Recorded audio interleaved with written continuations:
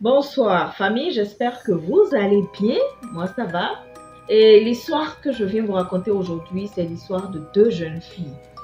Et c'est une histoire qui n'est pas particulièrement super effrayante ou paranormale.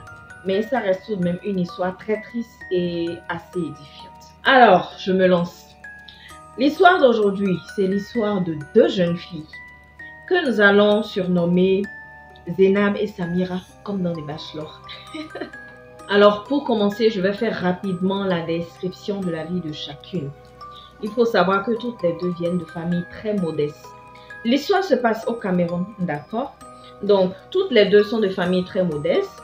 Samira, de son côté, ses parents ont bien pu, après son bac, l'envoyer en grande ville pour suivre ses études, lui payer une maison et lui envoyer de temps en temps de l'argent de poche pour qu'elle puisse tout de même survivre. Zénab, de son côté, vient d'une famille nombreuse et beaucoup plus pauvre.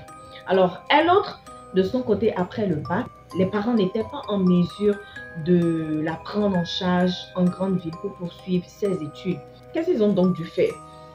Ils ont dû naturellement demander de l'aide à des proches qui vivent en grande ville. C'est alors que les parents de Zénab vont demander à des proches de la famille d'héberger, d'adopter Zénab, de la garder sur le toit pour qu'elle puisse poursuivre ses études.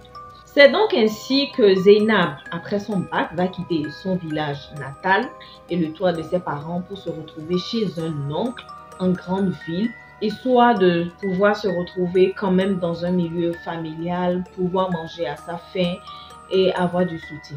Samira, de son côté, ça va, elle s'en sort pas mal. Certes, les parents n'envoient pas une très forte somme comme argent de poche, mais en tant qu'étudiante, c'est quand même suffisant pour qu'elle puisse se débrouiller. Et en plus, elle faisait à côté un peu de coiffure pour faire entrer un peu d'argent et s'en sortir un peu plus. Par contre, Zénab, de son côté, ça n'allait pas si bien que ça. Je vais essayer de vous expliquer un peu. En fait, Zénab, comme je l'ai dit, s'est retrouvée chez un oncle. L'oncle, évidemment, est marié avec plusieurs enfants. Et figurez-vous qu'il n'a que des garçons.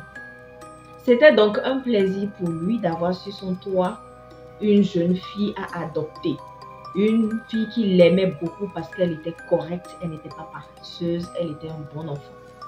En gros, elle était un très bon enfant. Du coup, Zénab s'est retrouvée dans la maison comme étant l'unique fille, la seule fille de la famille que l'oncle avait adoptée et aimait comme son propre enfant. Le monsieur faisait l'effort de s'occuper équitablement d'elle que de ses propres enfants.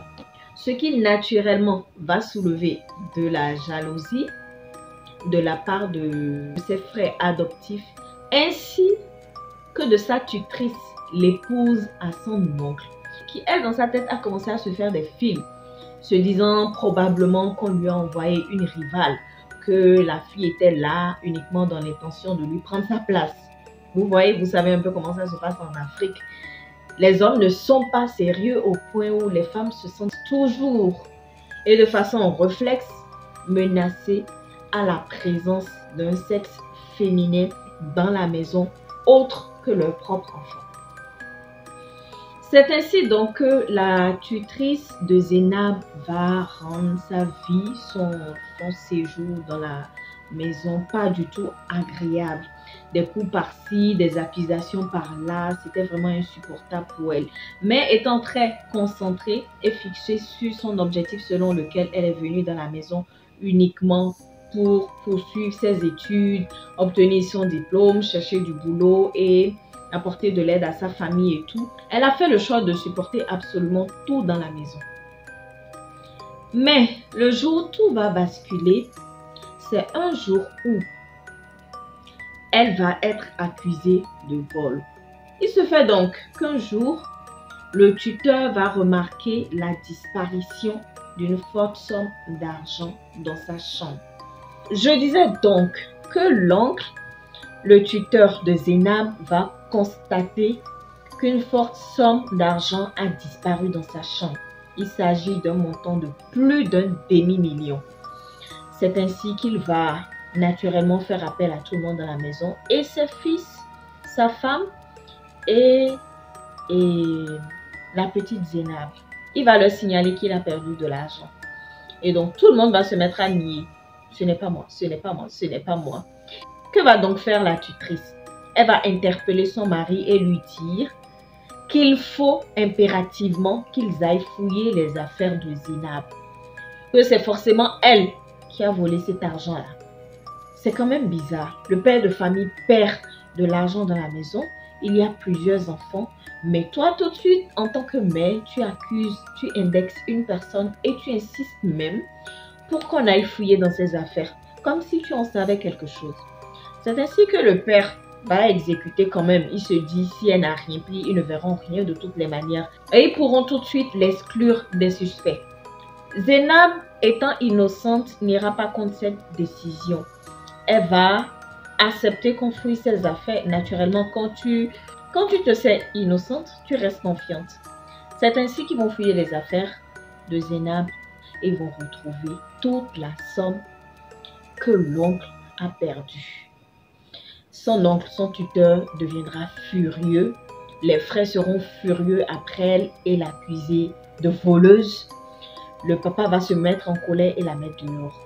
Cette scène s'est produite à pratiquement 23 heures. Mais figurez-vous que sans pitié, ils vont mettre Zainab à la porte pour vol. Sans même l'écouter, sans chercher à connaître sa version des faits, ils vont mettre Zainab dehors à 23 heures. Une jeune fille de 18 ans. Zainab va donc se retrouver à la porte. Elle va contacter ses parents qui apparemment avaient déjà été mis au courant. Ils étaient furieux après elle. Ils ont dit qu'ils ne veulent plus la... Ils vont dire qu'ils ne veulent plus la voir. C'est ainsi que Zainab, heureusement pour elle, elle s'était liée déjà d'amitié avec Samira. Elle va donc appeler son amie Samira et lui expliquer la situation. Samira, je suis à la rue, est-ce que tu peux m'héberger quelques jours? En parenthèse, c'est bien d'avoir de vrais amis, des personnes sur qui vous pourrez réellement compter lorsque vous vous retrouvez dans des situations bizarres. Pas des amis qui, dans ce genre de situation, vont vous dire « Ah, je ne peux pas t'héberger, ah, machin, etc. » C'est ainsi donc que Samira, en tant que bonne amie, va accepter de recevoir Zainab chez elle à une pareille heure pour la secourir. En gros, après cette longue introduction, Zainab, après cet incident, va donc se retrouver chez sa copine Samira. Alors, les deux jeunes filles, Samira et Zainab, vont donc se retrouver à vivre ensemble chez Samira. Au début, Samira va continuer sa routine habituelle, payer normalement le loyer, continuer ses petits jobs de coiffeuse pour manger. Et donc, elle va continuer à payer son loyer, s'occuper de leur nourriture à toutes les deux. Mais à un moment donné, la jeune Samira va se sentir étouffée. Elle va donc faire appel à Zainab et lui dire « Ah, ma chérie, tel que tu le vois, ce n'est pas du tout facile pour moi. Payer le loyer, nous chercher à manger à toutes les deux. Franchement, je pense qu'il est temps que tu essaies de trouver une solution, que tu essaies de trouver le moyen de m'aider et m'alléger un peu la tâche. Ce serait bien que tu ailles chercher un petit boulot également pour apporter ton soutien financier. » Zainab va donc comprendre et se dit effectivement c'est vrai, il est temps pour moi d'aller chercher un petit boulot à côté des études pour soulager un tant soit peu ma copine Samira. Zainab va donc se lever et aller à la recherche d'un boulot. Elle va donc se lever comme ça un matin, aller faire le tour de la ville, dans les magasins de vente, dans les bars, les restaurants, n'importe où elle aurait un brin de chance de trouver un petit boulot, même en tant que ménagère, pour ramener un peu d'argent à la maison. C'est dans sa promenade, dans sa quête de boulot, qu'elle se retrouve fortuitement dans un restaurant chic. Et dites-vous que Zainab était tellement mal habillée qu'on pouvait banalement la confondre à une mendiante. Elle était sale et très peu présentable. Vous savez quand la galère vous tient. Samira se retrouve donc dans un restaurant chic où elle entre, elle va directement vers le comptoir et commence à raconter, à expliquer la raison pour laquelle elle est là. Elle est à la recherche d'un boulot, même si c'est pour le ménage et tout. Mais les gars vont tout de suite la mettre à la porte de la façon la plus humiliante qui soit. Naturellement, ils tiennent à l'image et au bien-être de leurs clients. Ils n'ont pas envie d'embarrasser leur clientèle. C'est la raison pour laquelle ils l'ont tout de suite mis dehors, mais pas avec la bonne manière. Il se fait donc que dans le restaurant, il y avait une dame présente. Nous allons l'appeler, pour faire simple, nous allons l'appeler Madame X. Madame X, c'est qui? C'est une femme d'affaires immensement riche du Cameroun. Elle est très connue au Cameroun étant une femme d'affaires. Elle est dans les affaires, elle investit énormément dans l'immobilier, dans l'hôtellerie, machin, etc., etc. Elle ne fait rien de caché. Tout le monde sait exactement dans quoi est-ce qu'elle fait fortune. Enfin, tout le monde pense savoir dans quoi exactement est-ce qu'elle fait fortune. C'est donc une femme très respectée. Les restaurants l'adorent parce que c'est le genre de cliente. C'est le genre de client qui ne s'en va pas sans laisser au minimum 10 000 francs de pourboire. Madame X va remarquer la scène qui va l'embarrasser. Elle va faire signe aux employés et leur dit de laisser entrer la jeune fille qu'elle voudrait s'entretenir avec elle. Elle va donc leur dire de laisser entrer Zénab qu'elle voudrait bien s'entretenir avec elle. Et donc, Zénab va se retrouver à sa table. La dame, Madame X, va se présenter à Zénab et lui poser des tas de questions. Comment est-ce que tu t'appelles? Qu'est-ce que tu fais dans la vie? Pourquoi est-ce que à ton si jeune âge, tu te retrouves à chercher déjà du boulot? Elle va lui offrir à manger ainsi qu'à boire pendant qu'elle discute et tout.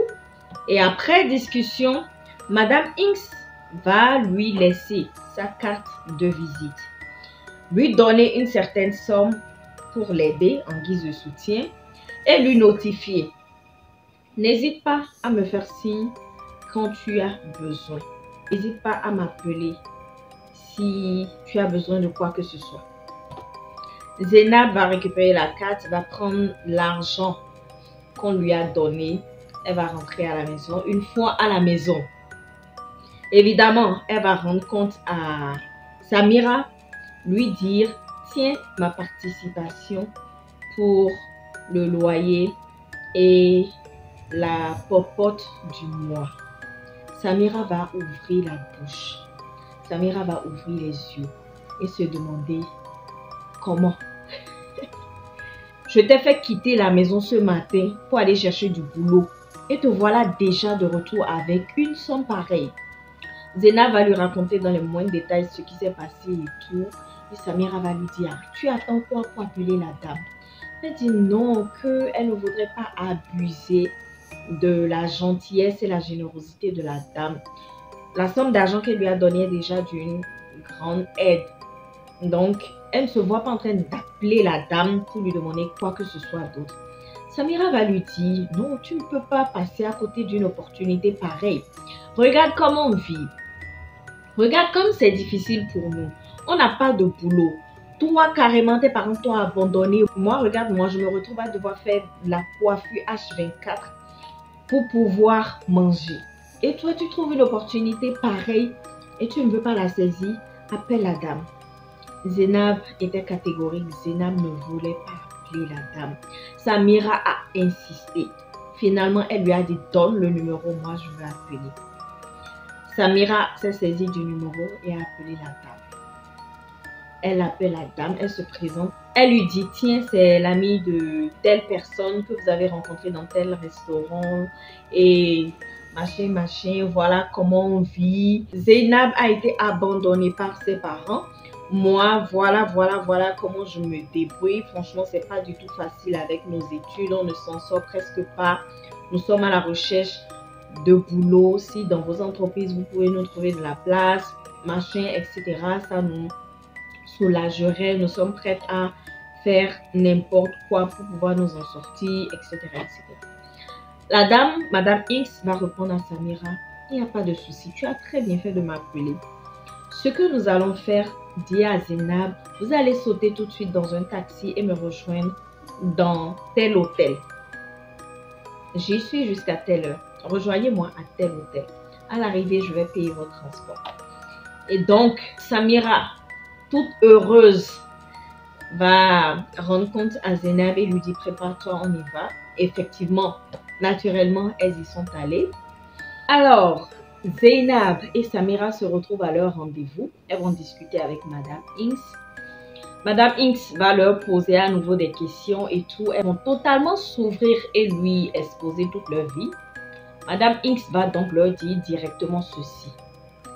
Par coïncidence, justement, j'étais à la recherche actuellement d'une assistante personnelle et d'une femme de ménage. Si cela vous intéresse, je suis prête à vous embaucher.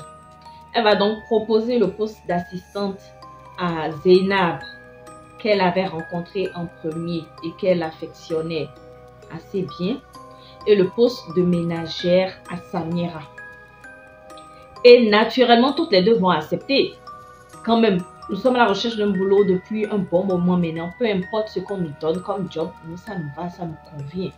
Et dans le contrat, dans leur entente d'ailleurs, elles devaient les héberger, les nourrir en plus de leur salaire. Et d'assistante d'une part pour Zainab et de femme de ménage d'autre part pour Samira. Elles vont donc accepter, elles vont aménager dans l'appartement que Madame X leur a donné. Elles n'ont pas de soucis pour manger. Elles récupèrent leur salaire tous les mois pour leur déplacement, les frais de scolarité, etc., etc. Disons donc que leur prière a été exaucée et tout allait pour le mieux. Jusqu'à ce que un jour, évidemment, nous sommes encore tout au début de l'histoire. Surtout, n'hésitez pas à rester jusqu'à la fin. Certes, l'histoire est très longue, mais reste tout de même très intéressante. Donc, ne lâchez pas, restez avec moi jusqu'à la fin. Alors, un jour, Madame Inks viendra à leur appartement et leur notifier qu'elle voudrait discuter avec elle. Zainab et Samira vont s'exécuter pour écouter Madame Inks. Madame Inks va leur demander qui d'entre vous deux est encore vierge? Samira étant plus âgée que Zainab et avec de grands yeux déjà d'ailleurs, n'était plus vierge naturellement. Par contre, Zainab, elle, oui, elle était encore vierge. Elles vont donc répondre en toute honnêteté. Samira va admettre qu'elle est plus vierge et Zainab va avouer qu'elle est toujours et encore pucelle.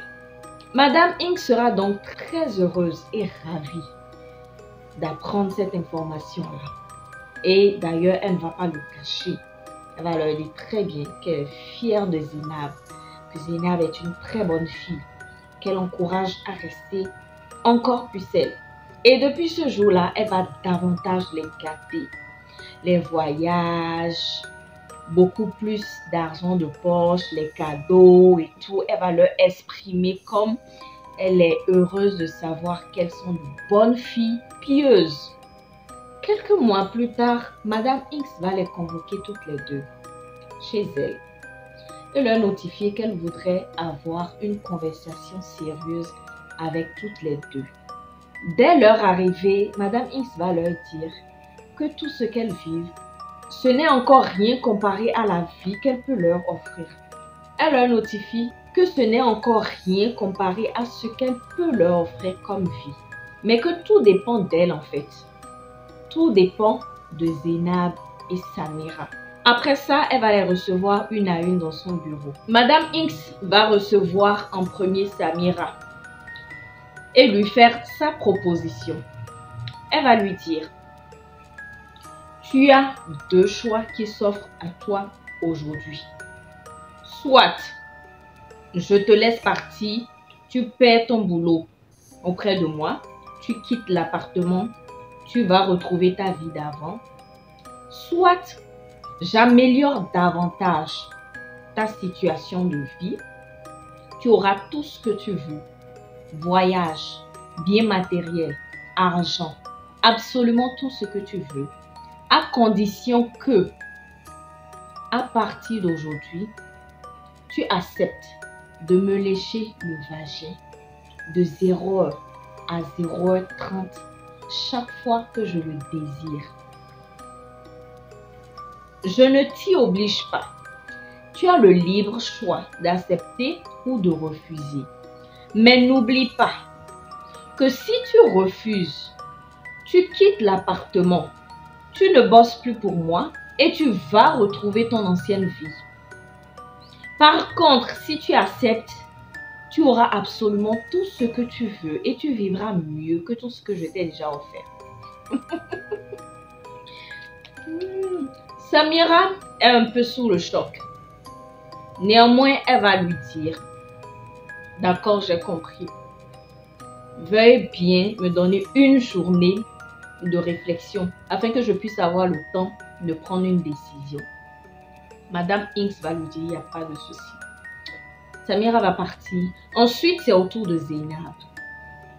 Zainab, quant à elle, Madame Inks va lui dire la même chose.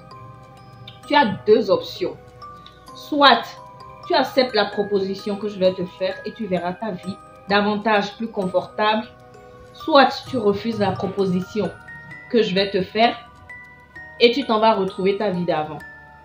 La proposition qu'elle va faire à Zainab, c'est celle-ci.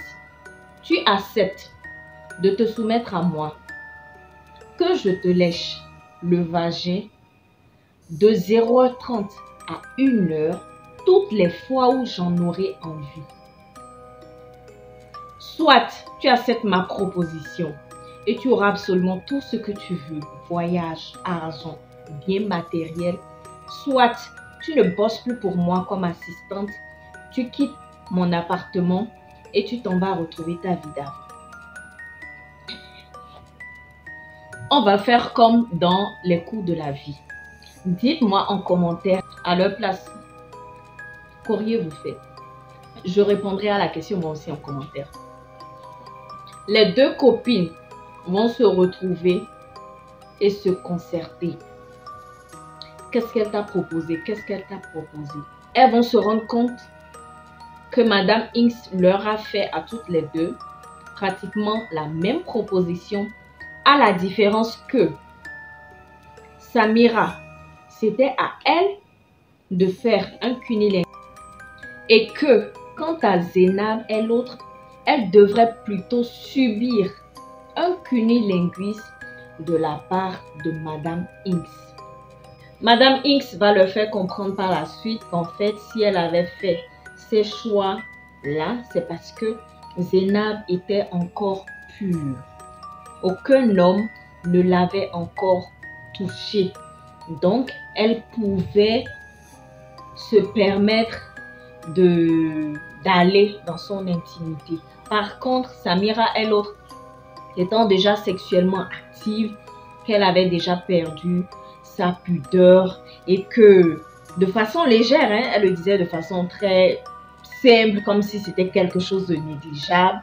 Elle leur faisait comprendre que Samira, quant à elle, elle était déjà sale, qu'elle a déjà reçu plusieurs hommes en elle, donc elle ne se voyait pas se permettre d'aller lui lécher son intimité qui, selon elle, serait sale.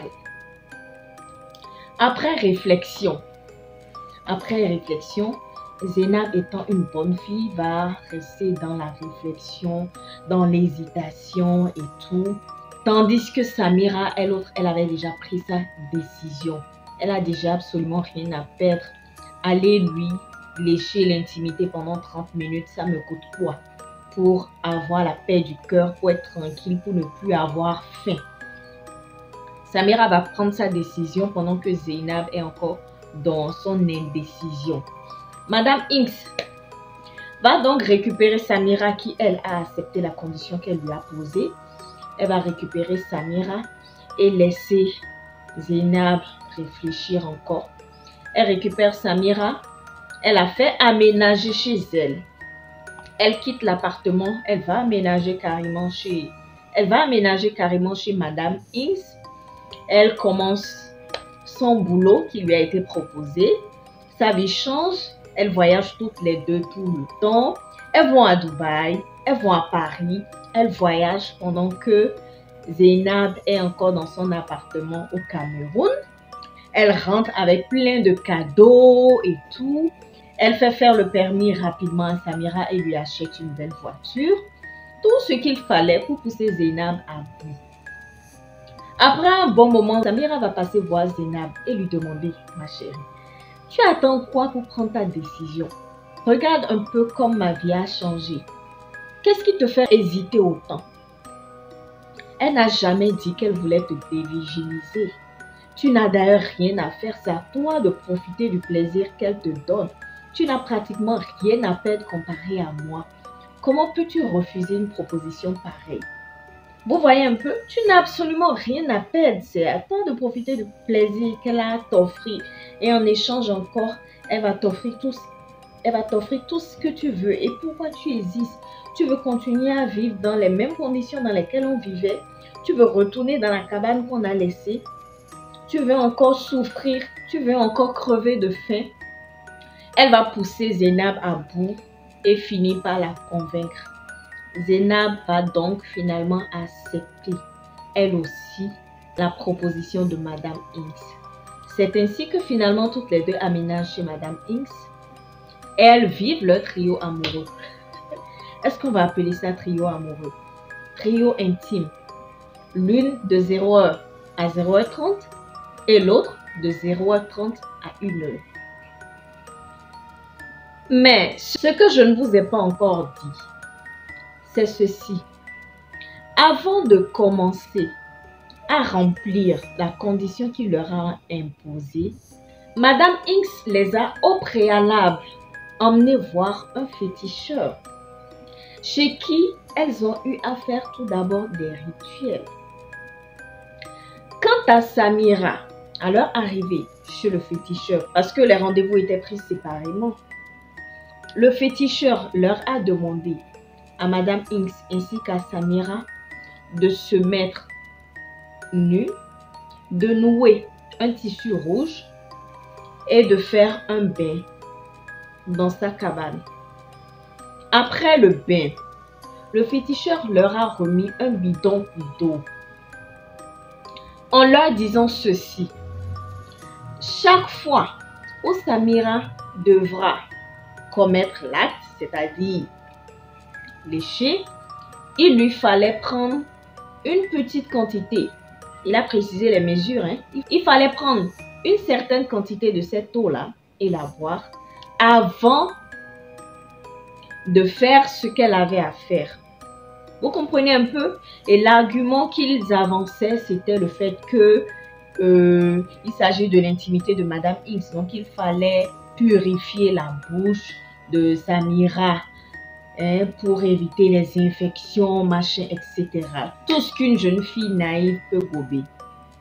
Et ensuite, autour de Zainab, il va faire pratiquement le même rituel. Mais cette fois, il va dire à Zainab qu'avant de laisser Madame X lécher ce qu'elle avait à lécher, qu'il fallait qu'elle prenne une douche, qu'elle mette une certaine quantité de cette eau, c'est-à-dire son eau à elle, qu'on lui a confiée à elle. Il fallait mettre une certaine quantité de cette eau-là dans son eau de bain et de bien rincer son intimité avant que Madame Hinks n'y aille. Et comme argument pour celle-ci, il va lui faire comprendre que l'intimité de la femme n'est pas propre et qu'il fallait protéger buccalement Madame Hinks. Vous comprenez un peu ce que elle aussi à son tour va également gober. Après ce rituel, le pacte était déjà scellé. Samira ainsi que Zainab avaient, dans l'ignorance ou dans la naïveté, conclu un pacte avec Madame Hinks et son marabout. Et donc, une fois à la maison, Madame Hinks va à nouveau s'entretenir avec elle et leur dire ce qu'elle avait omis de leur notifier avant qu'elle n'accepte sa proposition. Elle va notifier à Samira que toi, à partir d'aujourd'hui, tu ne dois introduire dans la bouche aucun autre appareil génital. l'appareil génital d'un homme, tu ne dois plus jamais le remettre dans la bouche. On ne lui a pas interdit d'avoir de l'intimité avec des hommes, elle peut sortir avec qui elle veut, elle peut embrasser qui elle veut, elle peut faire l'amour avec qui elle veut, mais elle n'a plus le droit d'introduire. C'est-à-dire, si elle connaissait déjà la fellation, qu'elle pratiquait déjà la fellation, elle n'aurait plus le droit de la refaire. Quant à Zainab, qui elle était vierge, elle n'a plus le droit de coucher avec aucun homme, et ce à vie.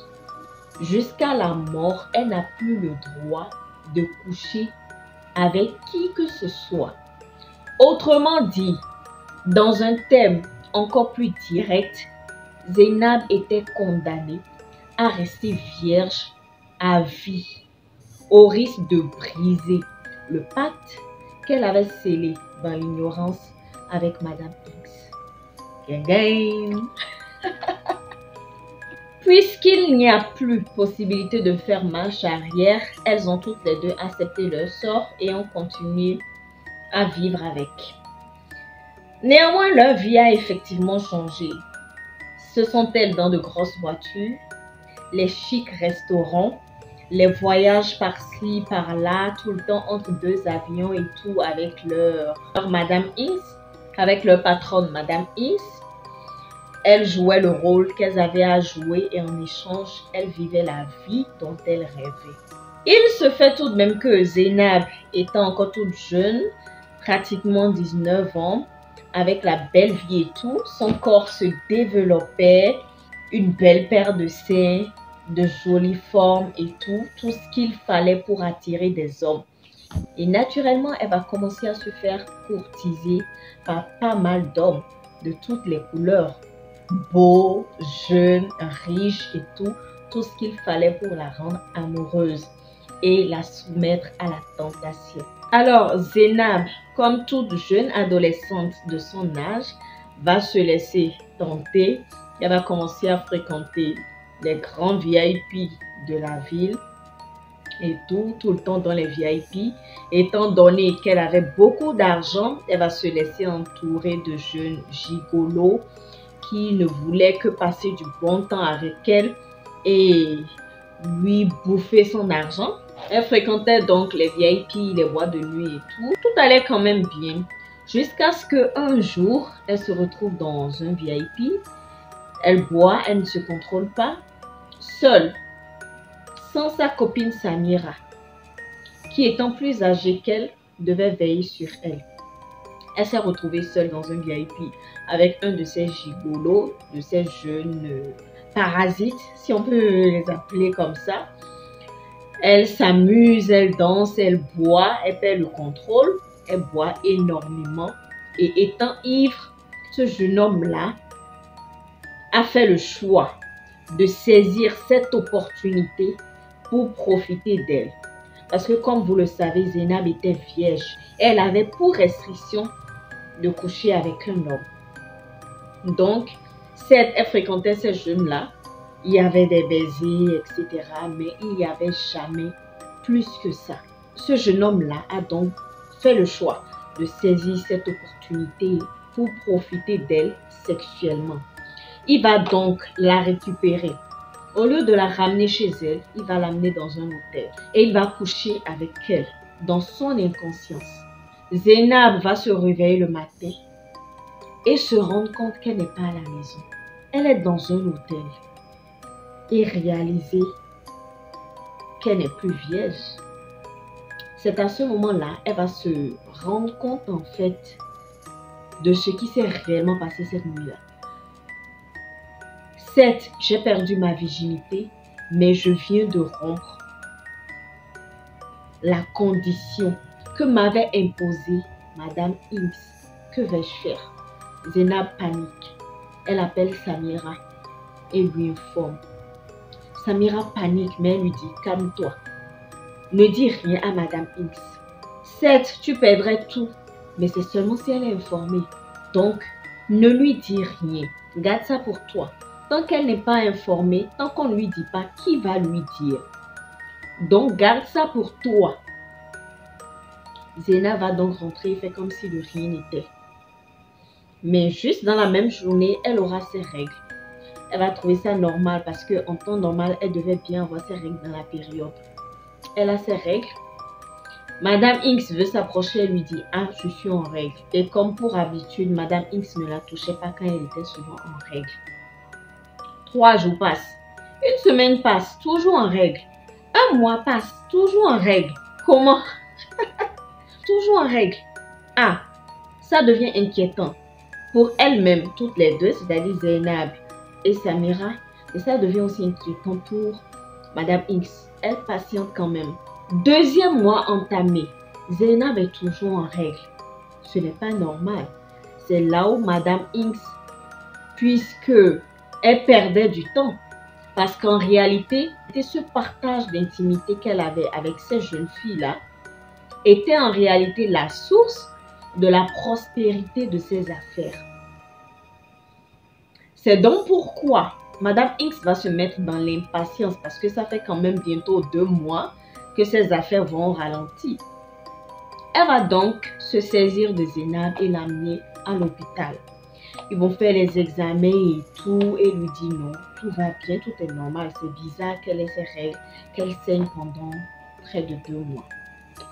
Madame X va se saisir à nouveau de Zeynab et cette fois l'amener voir le marabout en question. Arrivé là-bas, à peine à l'entrée, le marabout dit à Madame X, dis à ta fille de rester à l'extérieur, de ne pas souiller mon temple. Madame X va regarder Zeynab et se demander de quoi il parle. Elle va demander au marabout, de quoi tu parles? Le marabout va lui dire, demande-lui, elle sait de quoi je parle. Et donc, Madame X va sortir avec Zeynab et lui demander, qu'est-ce qui ne va pas? Zeynab va se mettre à pleurer, expliquer ce qui s'est passé. Je ne suis plus vierge. Voilà comment ça s'est passé. Madame X va se mettre en colère. Elle va entrer et supplier le marabout de trouver une solution, d'arrêter les saignements, parce que ses affaires vont ralentir depuis 2 mois. Les saignements vont arrêter. Ça, c'est une petite histoire pour moi. Par contre, elle ne peut plus être utile à toi. Ils vont donc arrêter les saignements. Par contre, Madame X va lui dire, je ne veux plus rien avoir à faire à toi. Tu as brisé le pacte. Tu as brisé l'arrangement qu'on avait toutes les deux. Je n'ai plus aucune utilité de te garder. Zeynab va se mettre en panique. Elle ne sait quoi faire. Certes, les saignements ont arrêté, mais toutes les nuits, elle fait des cauchemars. Et dans ces cauchemars, il y a un énorme serpent noir qui lui lèche le vagin. Toute la nuit. Toutes les nuits, elle fait le même cauchemar. Un énorme serpent noir qui lui lèche le vagin. Elle va péter un câble. Et au même moment, Madame X ne veut plus rien savoir d'elle. Elle lui demande de quitter sa maison, de quitter son appartement. Elle ne veut plus absolument rien savoir d'elle. Zeynab se retrouve à la rue. Elle ignore quoi faire. Elle fait signe à sa copine, sa prétendue copine Samira, qui lui dit « Ah, tiens ma chérie, tu avais ta condition que tu n'as pas respectée. Tu vas donc devoir assumer tes responsabilités toute seule. Moi, je ne peux absolument rien faire pour toi. Te suivre, c'est me mettre également dans les problèmes. » Autrement dit, Samira abandonne également Zeynab. Elle se retrouve à devoir reprendre la route du village, aller rejoindre ses parents à la maison. Et comme vous savez, les parents sont les dernières personnes qui peuvent vous abandonner quand ça va vraiment mal. Ce sont eux en réalité qui vous ouvrent les portes.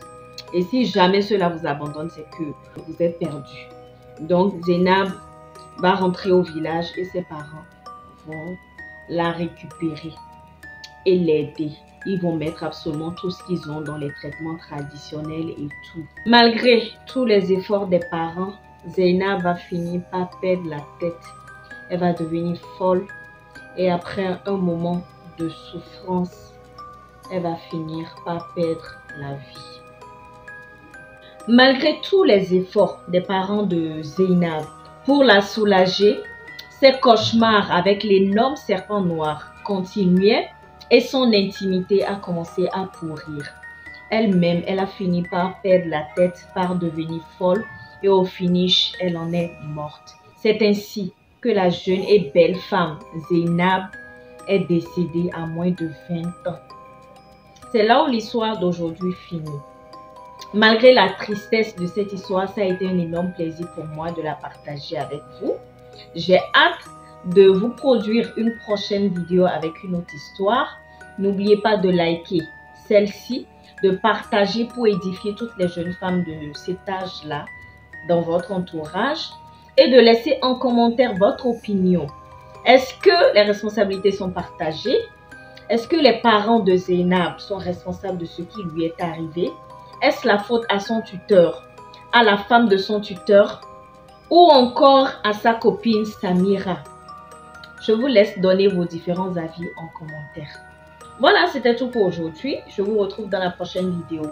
En attendant, prenez soin de vos proches, prenez soin de vos filles, prenez soin de vos copines.